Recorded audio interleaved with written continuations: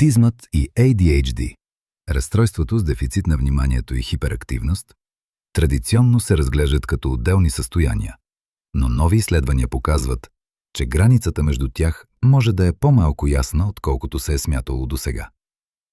Учени са идентифицирали сходни модели на мозъчна свързаност и генна експресия, които се наблюдават и при двете състояния, което насочва към общи биологични механизми в тяхната основа. Проучването, публикувано в Molecular Psychiatry, комбинира мозъчно-образно изследване с пространствена транскриптомика, техника, която картографира къде в мозъка са активни определени гени.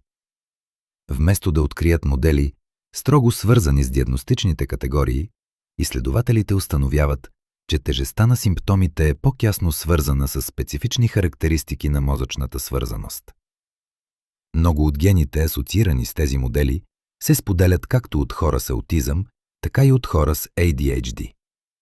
Това е важно, защото аутизмът и ADHD често се срещат едновременно, а много хора проявяват характеристики и на двете състояния. Резултатите подкрепят все по-разпространеното в невронауката виждане, че тези състояния могат да съществуват върху припокриващи се невроразвойни измерения, вместо да представляват напълно отделни категории. С други думи, биологичните механизми не винаги следват ясно очертаните диагностични граници. Изследването не предполага, че аутизмът и ADHD са едно и също състояние, нито променя начина, по който те се диагностицират днес. То обаче подсказва, че общи мозъчни мрежи и генетични влияния могат да допринасят за характеристики, наблюдавани и при двете състояния.